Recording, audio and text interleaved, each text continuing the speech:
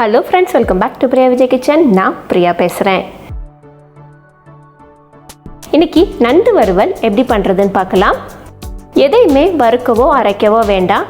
வீட்டில் இருக்கிற பொருட்களை வச்சே எப்படி ஒரு அருமையான ருசியான நண்டு வறுவல் செய்யலாம்னு பார்க்கலாம்.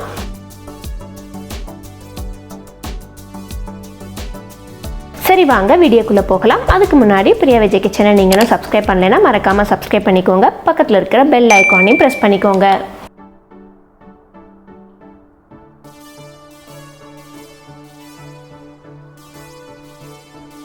அடுப்பில் ஒரு கடாயை சூடு பண்ணிக்கலாம்.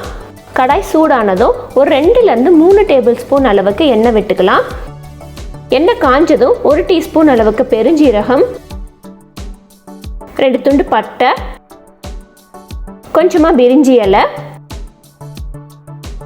பிரியாணிக்கு போடக்கூடிய ஐட்டங்கள் எல்லாத்துலேயுமே கொஞ்சம் கொஞ்சம் போட்டுக்கோங்க.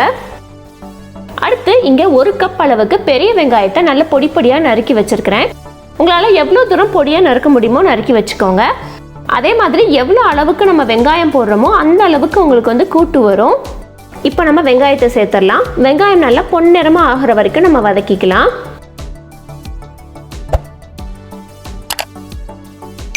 இப்போ கொஞ்சம் பொன்னிறமாக ஆயிடுச்சு. அடுத்து இதில் 1.5 டீஸ்பூன் அளவுக்கு இஞ்சி பூண்டு விழுது சேர்த்துக்கலாம். இஞ்சி பூண்டோட பச்சை வாசனை போகிற வரைக்கும் நம்ம வதக்கிக்கலாம். வெங்காயம் வதங்குறதுக்கு கொஞ்சமாக உப்பு போட்டுக்கிறேன், வெங்காயத்துக்கு மட்டும். இப்போ இது வதங்கட்டும். நல்லா வதங்கிருச்சு. இப்போ கழுவி சுத்தம் பண்ணி வச்சிருக்கிற நண்டை சேர்த்துடலாம். கடையில் எப்போயுமே நண்டு வாங்கும் போதுல பொடி நண்டா பார்த்து வாங்குங்க. பொடி நண்டு தான் ருசியாக இருக்கும்.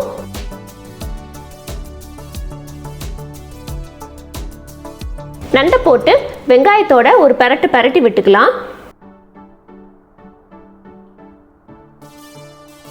அடுத்து இதில் 1 டீஸ்பூன் அளவுக்கு மஞ்சள் தூள், உங்கள் காரத்துக்கு தகுந்த மாதிரி மிளகாய் தூள், ஒரு 1.5 டீஸ்பூன் அளவுக்கு கரம் மசாலா, இது எல்லாத்தையும் போட்டு நல்ல ஒரு பரட்டி விட்டுக்கலாம்.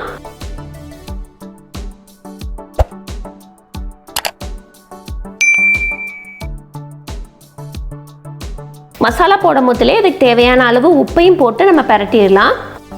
நான் முதல்ல போட மறந்துட்டேன். இப்போ ஏதோ ஒரு 3லேருந்து 5 நிமிஷம் வரைக்கும் தட்டு போட்டு மூடி வச்சிடலாம். அப்படின்னா தான் இந்த மசாலா எல்லாமே நண்டுக்குள்ளே நல்லா இறங்கும். 3 நிமிஷம் ஆச்சு. இப்போ பாருங்கள், நல்ல எண்ணெய்லாம் நல்லா பிரிஞ்சு வந்திருக்குது. இதை லைட்டாக ஒரு பரட்டி விட்டுக்கிறேன். இப்போ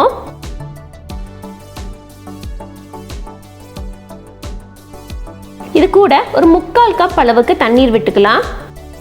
நண்டு வேகிற அளவுக்கு மட்டும் தண்ணி ஊற்றினா போதும்.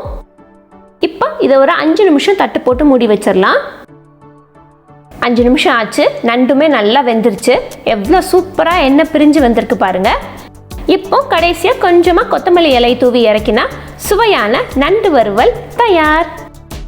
நம்ம ரொம்ப சிம்பிளாக பண்ணியிருந்தாலும் இந்த நண்டு வறுவல் அவ்வளோ ருசியாக இருக்கும். கண்டிப்பாக உங்கள் வீட்டில் ட்ரை பண்ணி பாருங்கள். ட்ரை பண்ணி பார்த்துட்டு உங்களோட வேல்யூபிள் கமெண்ட்ஸை கீழே கமெண்ட் செக்ஷனில் மென்ஷன் பண்ணுங்கள். இந்த ரெசிபி வீடியோ உங்களுக்கு பிடிச்சிருந்துச்சுன்னா உங்கள் ஃப்ரெண்ட்ஸோட ஃபேமிலியோட ஷேர் பண்ணுங்கள். தேங்க்யூ. தேங்க்ஸ் ஃபார் வாட்சிங்.